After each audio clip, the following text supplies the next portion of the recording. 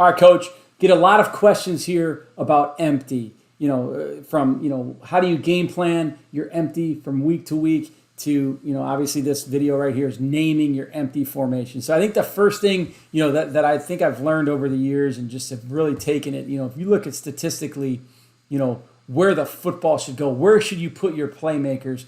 You should really think about putting your playmakers in, if we're calling this the boundary, put them in the boundary slot, put them in the 3 spot over here to the field or the 2 spot. Not saying that number 1 out here is just going to be not a great player, but in some of the guys that I've talked to about it, and some of these teams that are running empty at a high level, they talk about you put your playmakers right there. So whether you're going to be a stick team or you're going to package empty plays, quarterback run game with stick, or you're a looky team where you're going to run this looky concept where it's slant till you can't, or you run a speed out option, really an unstoppable route, really good play in the empty run game, or empty passing game, I'm sorry. But, so that's just an initial thought of where you should put your guys. So now how do you name your empty formations? I mean, because you want to have the ability to be flexible and be able to put your T in a lot of different spots. And I think that's where it starts, at least with this video, that's where it's going to start. It's like, where are you going to put your T? So I think the easiest thing to do is just, you've got your formations. So if you're a Trey, if you're a Deuce, if you're a Detroit, now let's just add a tag, in different locations for your tailback to line up. So I'm going to give you an example here. So we're going to talk about, there's the 1 spot, okay? There's really going to be 4 spots on the left side.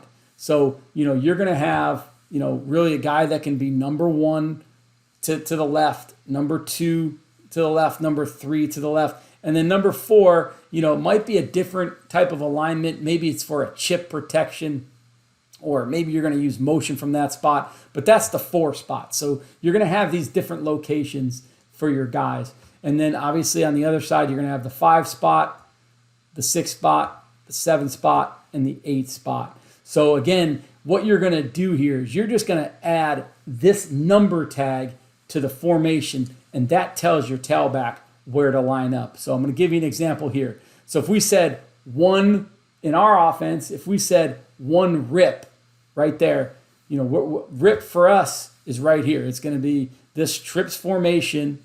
Here's the X. But now because we put the tailback in the 1, this guy just moves into the slot. So again, it goes back to just adding this number, that location with your already named formation. And then, a good example here is this is your tailback, probably not as dynamic as that guy as a route runner.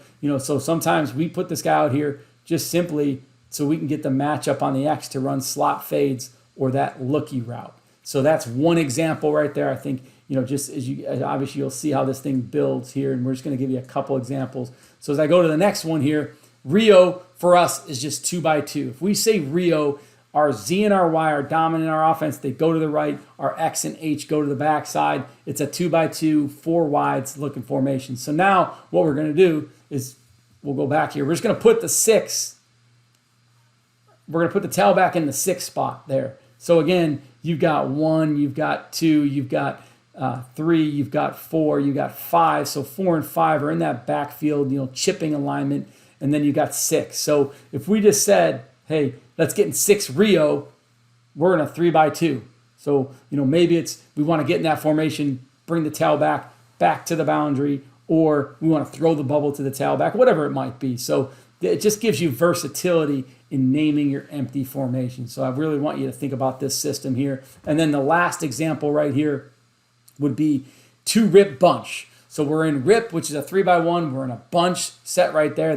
So we're just going to say 2 rip bunch, and that's just going to put the tailback right there in the slot. So again, I think it's an easy system. Hopefully this is something you guys can take for your offense, and it gives you a lot of versatility and a lot of different ways to line up, and it's definitely going to present a lot of challenges for the defensive coordinator as he's preparing for you guys. So again, keep digging into this game plan. Send us any thoughts and ideas that you have, and we'll keep building on this thing. So again, be on the lookout for the next video.